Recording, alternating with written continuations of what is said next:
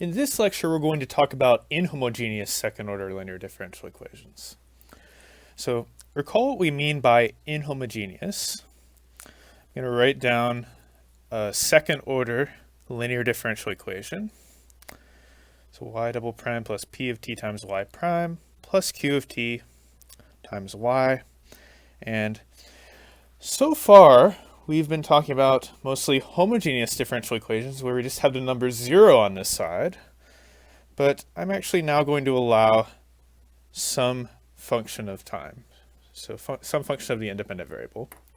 And whenever this function over here is not 0, we call it inhomogeneous. So this is an inhomogeneous second order linear differential equation. Okay, so before talking about how to solve these, let's just say a few examples. So there's actually a very typical way that these come up in applications, which essentially involves an external force acting on a system. And so example 1 would be, so let's say we have a mass spring system,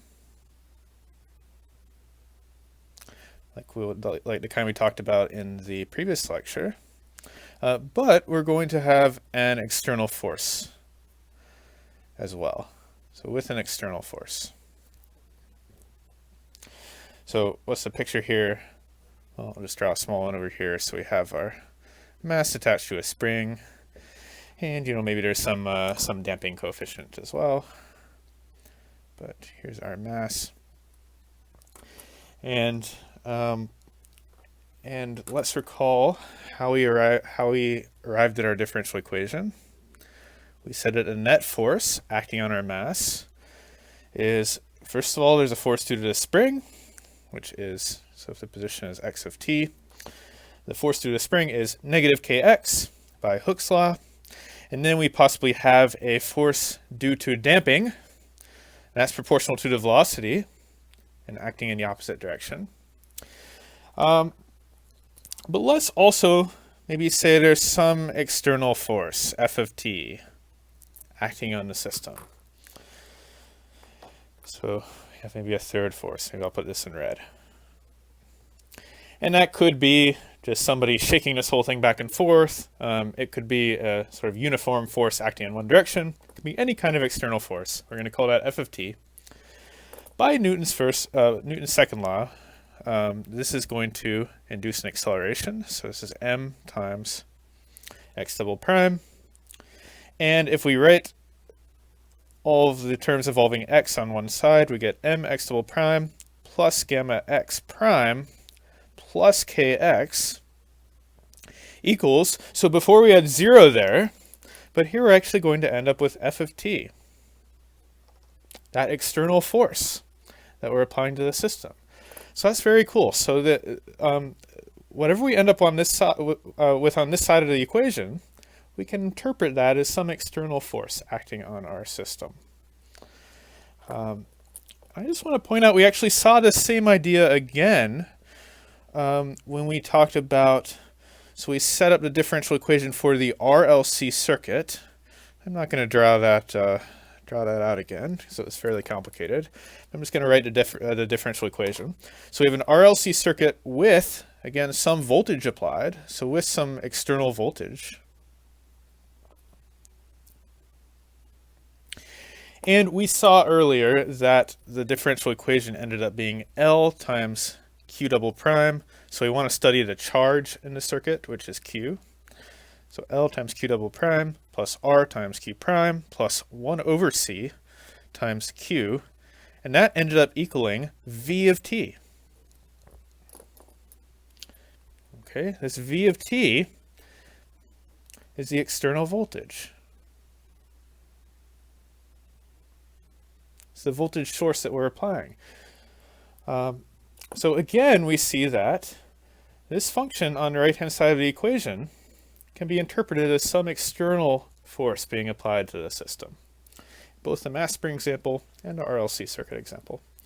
So that's at least how to think about this f of t physically.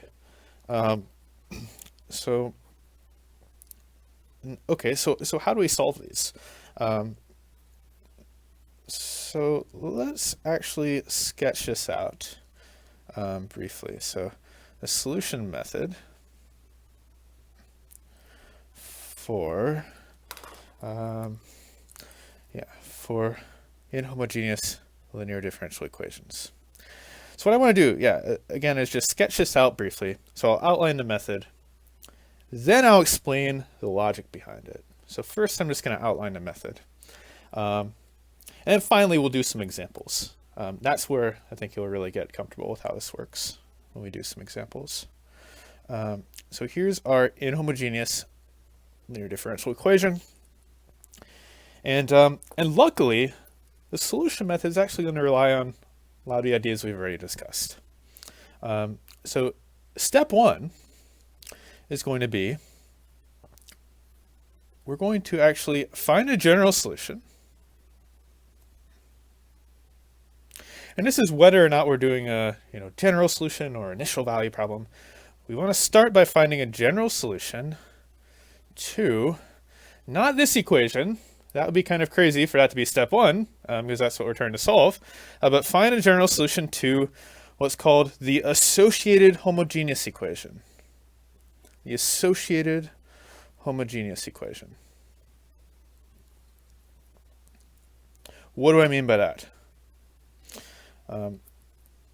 Well, the natural thing that's got to mean is I just replace this f of t with 0.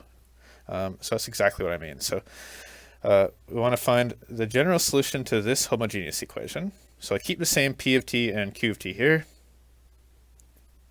but I replace f of t with 0. And we know how to do that. We've talked about that over the past several lectures, at least when this p of t and q of t are constants. And that's mostly the case we're going to be working with. As you see, we have all constants on this side. Okay, and we're going to denote this general solution by, I'll call it yh of t. Okay, h to indicate that it's the general solution to the associated homogeneous equation. So h for homogeneous. Okay. Okay, that's step one. Step two is going to be, this is actually the hardest step. We're going to find any one particular solution. We only need one to the inhomogeneous equation.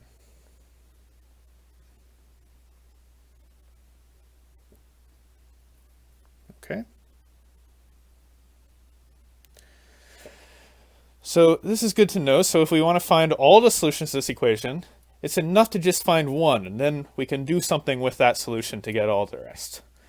We need to find one particular solution to the inhomogeneous equation. And even though it's only one solution, it turns out that's pretty tricky usually. And it's often going to involve making an educated guess. So this often involves, and we'll say more about this in a little bit. So this often involves making an educated guess. So stay tuned for that.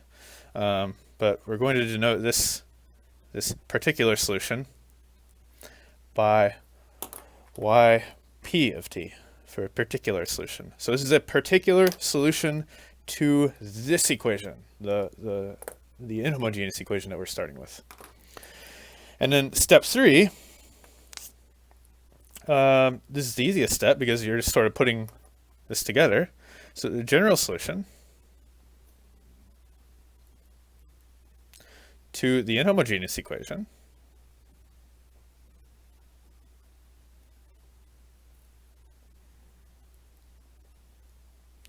is, what is it? It's actually going to look like this. So this is pretty cool. So it's just yh of t, okay, from step 1, plus yp of t from step 2.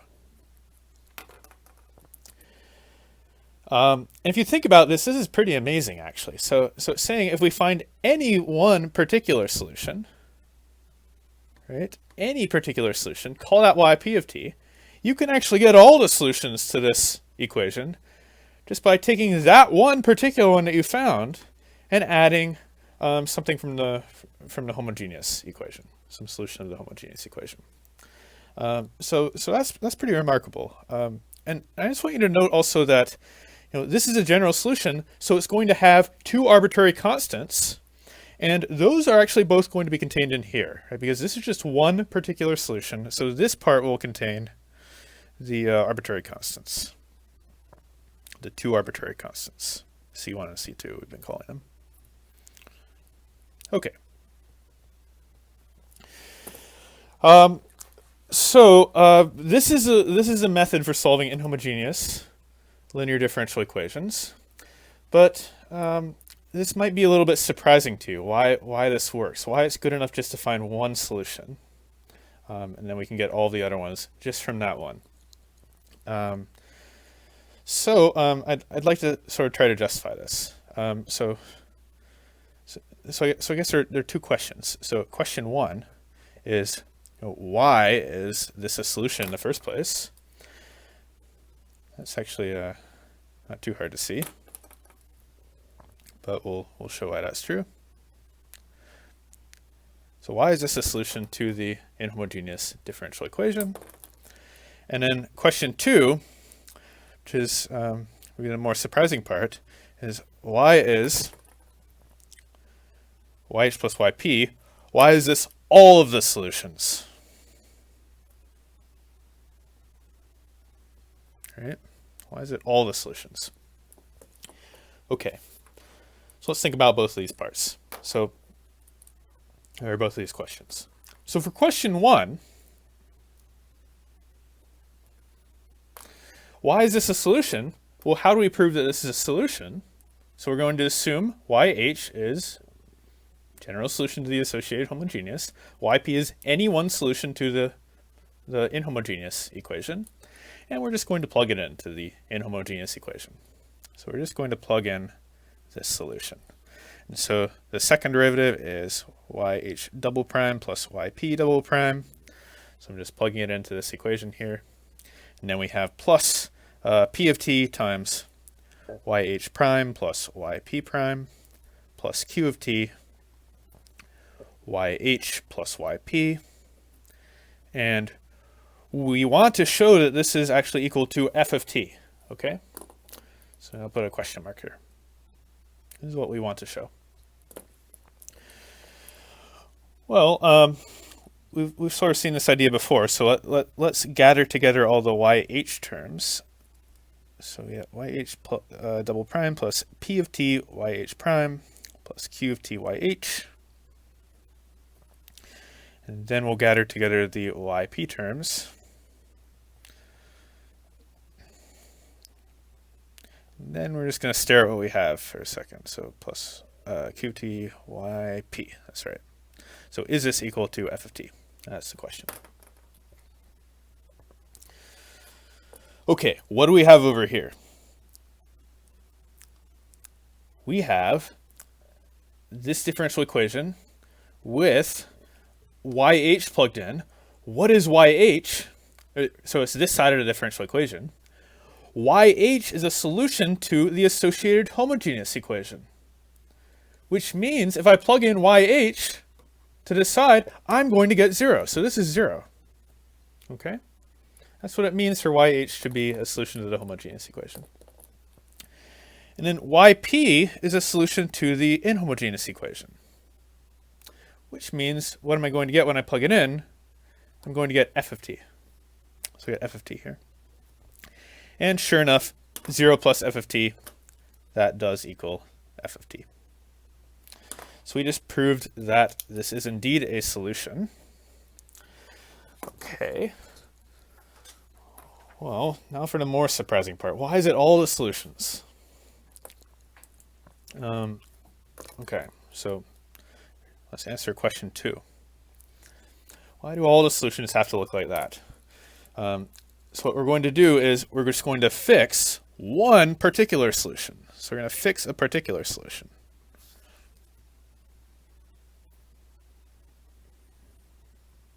Let's call it yp. Cool. And And then we're stuck with that one, right? That's just any particular solution that we pick. We actually have to prove that now all of them are going to look like this one plus YH. Okay, so how do we show that? Well, let's take another one. So let's suppose, what can we call it? I'll call it YP tilde like that. So this is some other solution.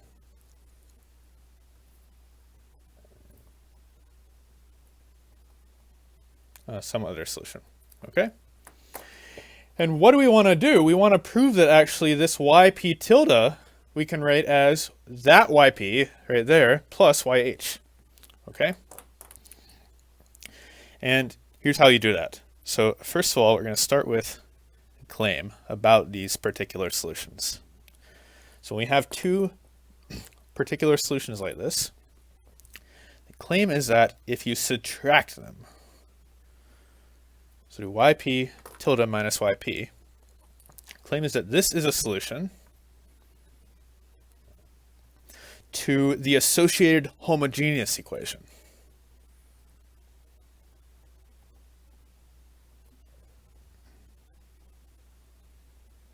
The associated homogeneous equation. What is the associated homogeneous equation? It's y double prime plus p of ty prime plus q of ty equals 0. Okay? So if you plug this into that equation, you'll get 0. So I want you to try this. Pause the video and try it. Make sure that you see that you get 0 equals 0 when you plug it in. Okay? It's very similar to what we did up here. So good practice with this kind of idea. Okay, so now that we have this claim, well, what does it mean? What does it mean for this to be a solution to the associated homogeneous equation? This means, well, we can write this thing here as something from the associated homogeneous equation. So we know what those solutions look like, right? It is C1 y1 of t plus C2 y2 of t.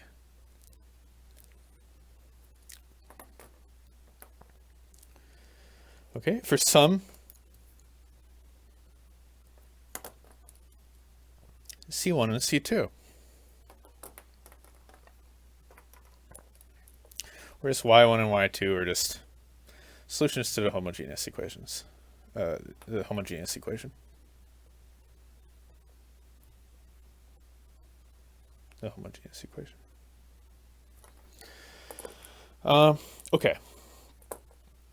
Well, you see that we're basically done now because I'm just going to solve for yp tilde. Yp tilde is actually C1 y1 plus C2 y2 plus this yp. That yp there is just the yp that we started with, right? And what did we just do? We just proved that we could write any other solution in the form C1 y1 plus C2 y2. This is from YH, right?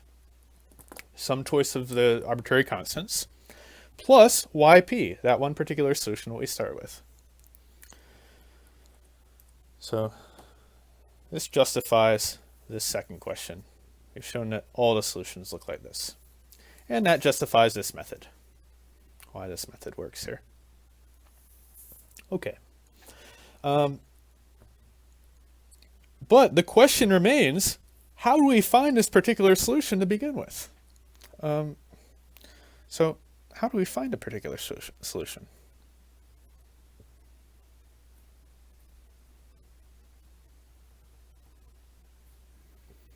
I said this was going to be the hardest step, so let's see what makes it so hard. So just to make this simpler, let's now go to the case where our differential equation has constant coefficients, at least on the left side. So let's only consider differential equations of this form, y double prime plus ay prime plus by, kind of like we've been doing in the previous lectures. So these are constants, but we're still going to allow this function over here to be arbitrary. Okay? So a and b are constants. constant coefficients. And you might say, well, this is too restrictive, but this includes both of these very important examples that we have. Right? We have all constants on this side and an arbitrary function on that side. Okay, so here's how we find a particular solution. Again, we make an educated guess, and so to tell you how to do that, so the guess for our particular solution, the guess for yp, it should basically look like this function over here. So let me say it should have the same form, the same general form as this function f of t. Okay. But you have to think for a bit. So what if f of t were a cosine, for example? Well, we would want to guess some kind of cosine probably for yp. But notice what happens if we plug in a cosine on this side, we're going to get sine terms that appear as well, because we have to take the derivative of a cosine, which will be a sine. Right? And so it's actually not enough to just guess a cosine, even if we just have a cosine function over here, because we're going to end up with a sine term over here that we won't be able to cancel out with anything. So we'll have no hope of actually getting a solution to this differential equation, a true statement when we plug it in. So I should say, so it should have the same form as f of t, but we should also include terms in our guess that appear when we take derivatives. So appear upon taking derivatives. Derivatives and second derivatives, right? Because we have second derivative. Derivatives, sorry, and second derivatives. So as you can see, this is already seeming to be a bit of an inexact science, but this will become more clear when we do some examples. So let's actually, we won't do a full example now, but let's just say, what are some possible f of t's we could have, and then what should our guess be? What should our guess be for a particular solution? So just practice figuring out the right form of the guess. Okay. And maybe I'll draw a line here. Okay, let's say we have, what's the simplest kind of function? I guess an exponential. Say negative 3e to the 4t. What if that was my f of t? Well, I want to guess an exponential. But I don't want to be too specific, so I'm going to guess e to the 4t.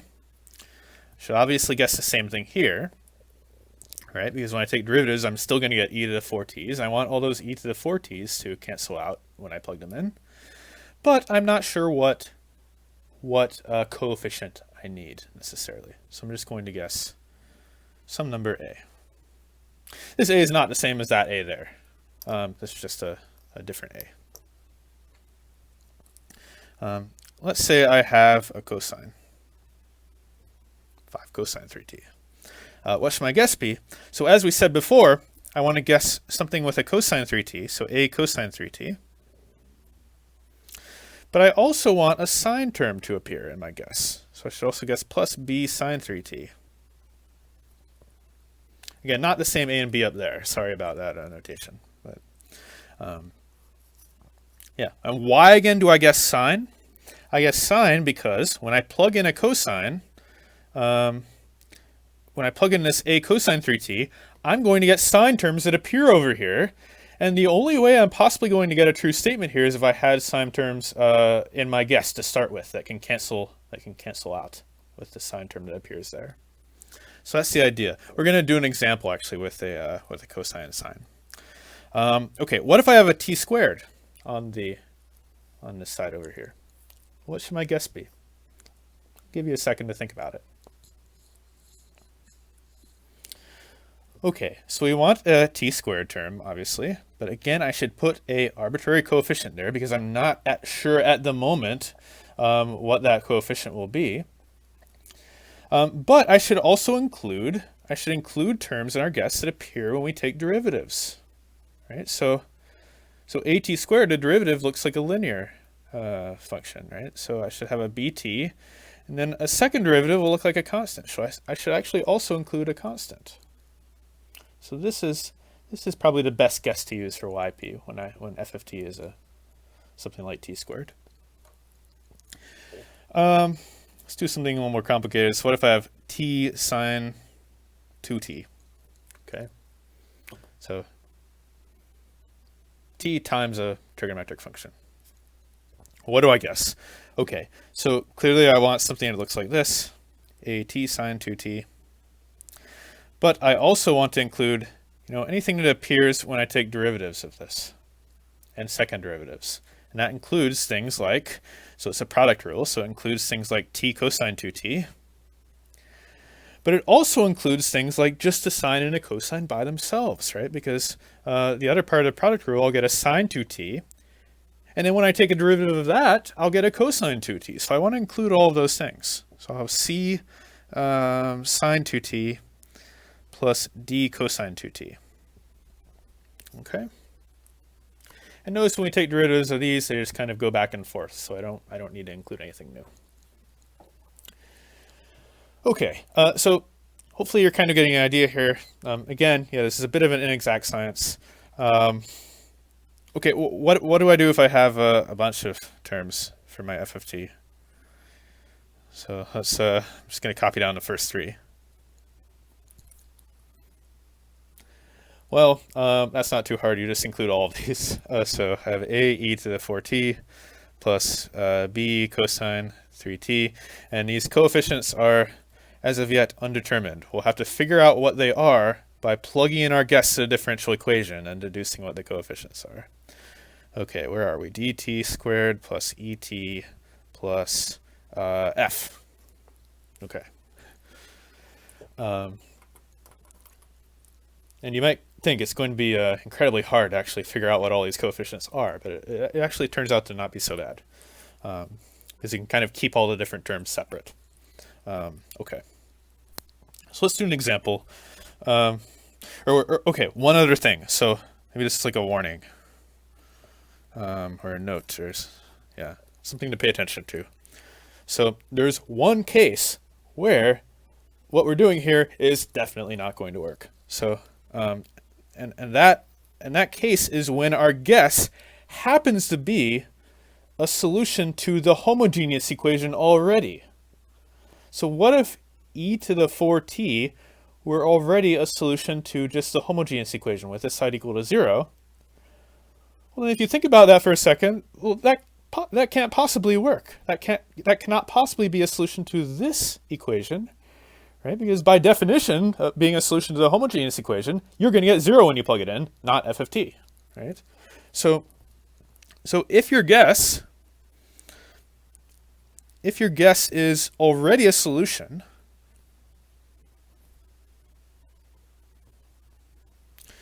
to the associated homogeneous equation,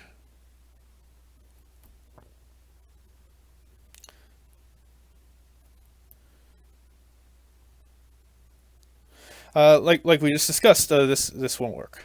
This won't work. But it turns out that something that does often work. So in this case, what you should do is you should try multiplying your guess. Try multiplying your guess by the independent variable. Where have we seen this idea before? We saw this idea when we were talking about the repeated roots case. We only got one solution to the differential equation, and we actually were able to obtain another solution by multiplying it by t. So this is a little bit different here, but you can think of that as the inspiration for this idea. We'll do an example of this also. So I'm going to spend the rest of the lecture just working through some examples. Okay. So example 1. Let's find a general solution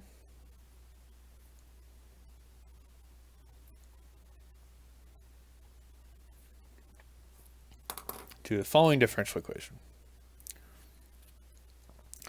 Y double prime plus 2y prime plus y equals 4. Let's do a cosine. I said I'd do a cosine. So 4 cosine 2t. Okay. So let's recall what the process is. So step 1, we're going to find a general solution to the associated homogeneous equation. It's important to do these steps in order, by the way. So we'll see why that is in our next example. So step 1, we want to find, what do we call it? We call it YH, the solution to the associated homogeneous equation. Okay, so what's our characteristic polynomial? R squared plus 2r plus 1 equals 0. Going through this quickly just because we've already done a lot of examples like this, but so we get a characteristic polynomial. Remember, our guess is e to the rt. We plug that in, we get this polynomial. This one happens to factor like this. So it's a repeated roots case. So r is -1 is a repeated root. It's a double root. So what is our general solution to the homogeneous equation? Well, it's c1 e to the rt plus c2 t e to the rt. T e to the rt. So t e to the negative t. And that's because that -1 was a double root. So we were in that case of repeated roots. Okay. All right, done with step 1. Nothing new so far. Step 2 is the new part. So step 2, we want to find just one particular solution. We just need to get our hands on one. And then we're done, but this is actually, this might take a while. So what's our guess? Going to be, our guess should have a cosine in it, right? A cosine 2t. So we're going to guess a cosine 2t. But like we said, when we plug this guess in, sine terms will appear. And we want to actually get a true statement here, right? So we won't get a true statement if we just have a sine term sitting here. So I need to also include sine in my guess. Okay. So that's my best guess for the particular solution. Let's now take the derivative. Get minus 2a sine 2t by the chain rule. Then we get plus 2b cosine 2t. And the second derivative is 4a cosine 2t. Then we get, what do we get here? Minus 4b sine 2t. And we're going to have to plug this all into this differential equation. So this is where you can speed up the video if you want. So I'm going to put that in for y double prime.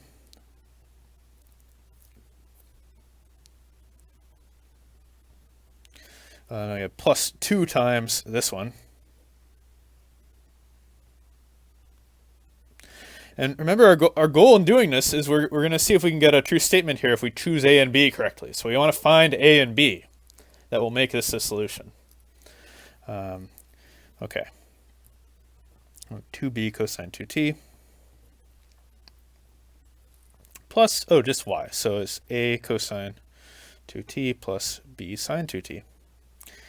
And that's going to equal 4 cosine 2t. So we want to find a and b that make this a true statement. Phew, okay. Well, we have cosine terms and sine terms. So the cosine terms will have to sort of cancel out. on their own, and then the sine terms will have to cancel out. So this one plus that one has to equal that, right? And then the sine terms also have to, I suppose, this one plus that one has to equal 0 because we don't have any sine terms on this side. Right, so from the cosine terms, you see how we're going to get two equations here. So the coefficients have to all cancel out. So minus 4a plus 4b plus a, that has to be 4. The coefficients of the cosine terms have to be the same on both sides. And in the sine terms, same thing has to happen. So the minus 4b here, minus 4a, plus b, that has to equal, what should I put on this side? Well, there's no sine term over there, so I should put 0. The coefficient of the sine term on this side is 0. Okay, well, what do I have here? I have a system of two equations. I can now solve for a and b. Hopefully I can solve this. So minus 3a plus 4b, that's going to be 4. And then here I have minus 4a minus 3b equals 0. So let's see, what's the fastest way to solve this? I guess I can solve this one for b. So 3b is minus 4a, which tells me that b is minus 4/3 a. Let's plug that back into the first equation. So I have minus 3a, plus 4 times minus 4/3 a, and that equals 4. Let's see, so I have, I guess I want a denominator of 3. So minus 9/3 a plus minus 16/3 a equals 4. So that's minus 25/3 a. Sorry, I'm going off the camera there. A equals 4, which tells me that a equals minus 12/25. It's very common, by the way, to get very nasty coefficients here for a and b, even if we start out with very nice looking ones. So there's a. And what is b going to be? B is minus 4/3 a, so it's minus 4/3 times this, so I get a positive 16/25, I believe. Yeah, that's right. Okay, so we're done, right? Our guess worked, and this is telling me I need to choose a to be that and b to be that if I want this to be a solution to a particular solution to my inhomogeneous differential equation. So here's my yp. It's minus 12/25. That's a. That's the coefficient of the cosine 2t, plus 16/25 times sine 2t. Great. Step 2 done, right? And now step 3, I just put these together. So step 3. Here is my general solution to the unhomogeneous differential equation. It's yh plus yp. So c1 e to the negative t plus c2 t e to the negative t. That's yh. Now I need to do plus minus 12/25 cosine 2t plus 16/25 sine 2t. Sorry, this is running into my work over here, so let's box this off. This is my general solution to the inhomogeneous differential equation. So we solved our first inhomogeneous differential equation. Yeah, and again, this part here is yh, and this part here is yp. Okay, so I'd like to do one more example, but let's actually just take a moment to sketch what this graph might look like. It looks very complicated, but it's actually less complicated than you might think. So I actually just want to point out here that this differential equation, this could easily have come from a mass spring system, for example, because notice our coefficients here, they're all positive, right? So this could have a mass of 1, a damping coefficient of 2, and a spring constant of 1, right? And then what's the meaning of that for cosine 2t? That means maybe that we're shaking back and forth this this mass spring system, right, in a sinusoidal way. Or this could be a RLC circuit, and this could be my sinusoidal alternating voltage that I'm applying to the circuit. Yeah, so what is this graph going to look like? So here's t, here's y. Well, I don't really know because I don't know what C1 and C2 are, right? But here's what it's going to look like in general. Notice that this YH here, it's decaying, right? It's actually going to go to 0 as t goes to infinity. So this part is going to be all that remains essentially, because I'm adding that to something that's going to 0. So you know, way out here, I have a sine or a cosine. Okay, so that's this part here.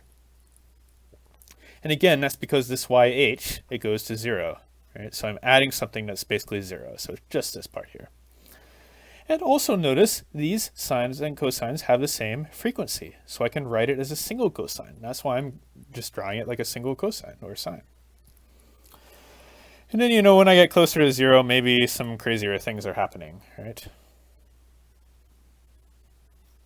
But here, this YH is going to infinity as, or sorry, it's going to 0 as t goes to infinity. And so because of that, we call this, when that happens, right, when YH goes to 0, we call that the transient solution. So this is a transient part of the solution. And then this YP, just sort of oscillating on its own, is the steady state solution. Okay. And this part just looks like, this part in our graph looks like YP, since YH is going to 0 as t goes to infinity. Okay. And this kind of behavior is very typical for mass spring systems or RLC circuits, where we have a transient and a steady state. You should think of this as maybe the mass spring system is doing something crazy at first, right? If we push it with a large velocity and it's oscillating back and forth, but then we start shaking the table that it's on back and forth according to this, and then you see that the behavior of the mass spring system eventually just wants to follow the way that we're shaking the table. And so we actually get this kind of behavior here. Okay, so enough said about that. Let's do one more example. So we'll do this on another sheet of paper. So this is example 2. Let's solve an initial value problem. Initial value problem. Okay, so we'll have y double prime minus 3y prime. Okay, so this one we can't think of a mass spring system, right? Because we have a negative coefficient. Minus 4y equals 2e to the negative t. And perhaps there's some system that can be modeled by this, but certainly not going to be a mass spring system. Okay. Y of 0, let's say it's 0, and then y prime of 0 is going to be 1. Okay. Again, step 1, we want to find YH. We want to find the solution, the general solution to the associated homogeneous equation. So we cover that up, just say that's 0, and then solve this homogeneous equation. How do we do that? Well, our characteristic polynomial is r squared minus 3r minus 4. That equals 0. Can we factor this? Yeah, I think it's like this. R minus 4, r plus 1. So r is 4 or negative 1. So this is a 2 real roots case. And so our general solution will just be c1 e to the 4t plus c2 e to the minus 1t. e to the negative t. Okay. Step 2. Let's find a particular solution.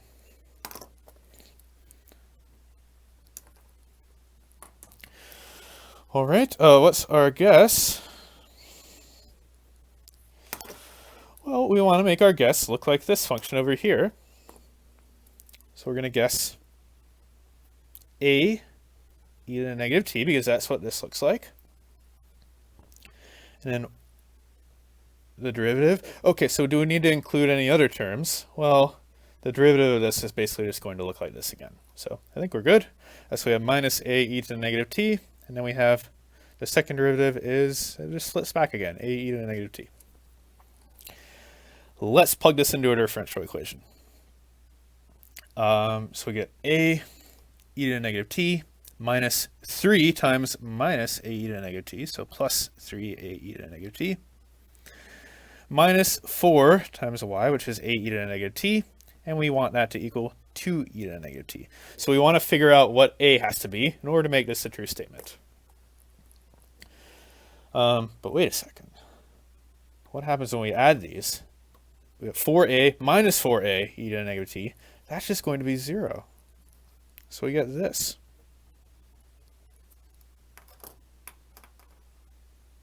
Okay. Well, that's certainly not a true statement there, right? And the a has disappeared. Yeah, so we can't solve for a. So what happened here? Do you see what happened? Yeah, so what went wrong here?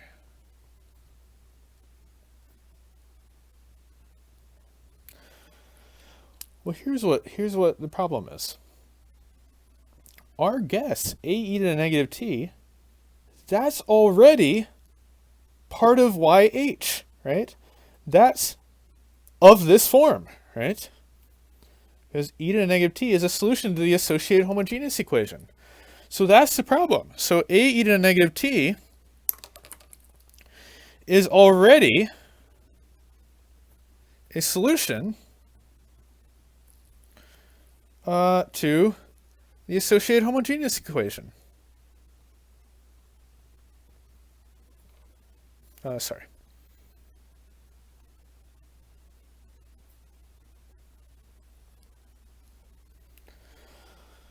Okay. And if it's a solution to the associated homogeneous equation, when we plug it in here, there's no hope that we're ever going to get 2 e to the negative t. We're going to get 0, right? By definition of what it means to be a solution to the associated homogeneous equation.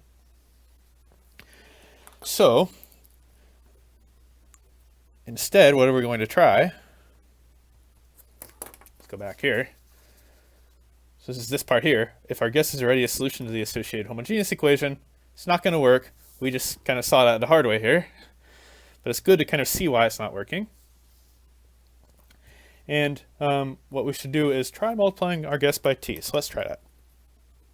Here's my new guess. A t e to the negative t.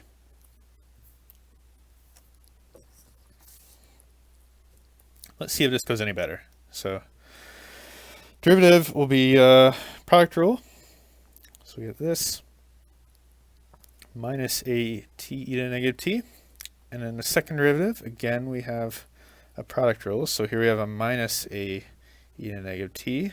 And here we have a minus a e to the negative t. So this guy just make it 2. And then the other term here is plus a t e to the negative t. Right? So that minus comes down. Let's plug this in to the differential equation. This is again where you can speed up the video if you want. 2a e to the negative t plus a t e to the negative t. Then we have to do minus 3 times this one.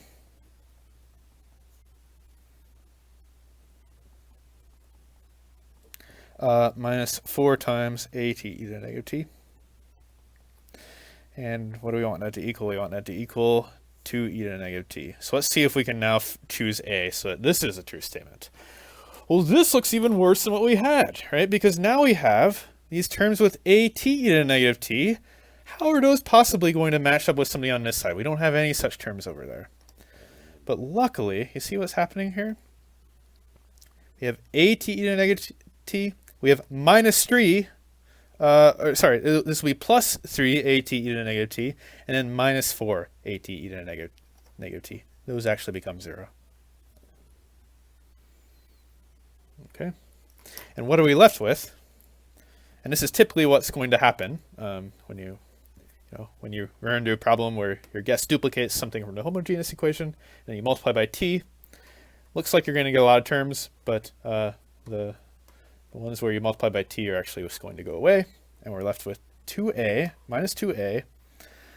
So I'll just look at the coefficients. They all have e to the negative t, so I get minus 2a minus 3a. That has to equal 2, right?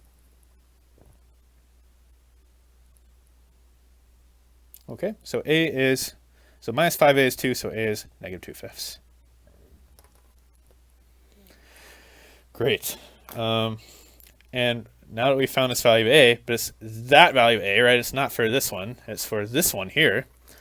So here's our particular solution.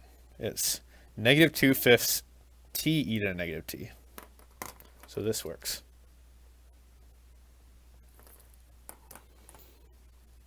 Okay. And so step 3, we put both of these together. My YH is C1 e to the 4t plus C2 e to the negative t. And then my YP is minus 2/5 t e to the negative t. Okay. And just for the sake of completeness, let's finish solving the initial value problem. Notice one thing.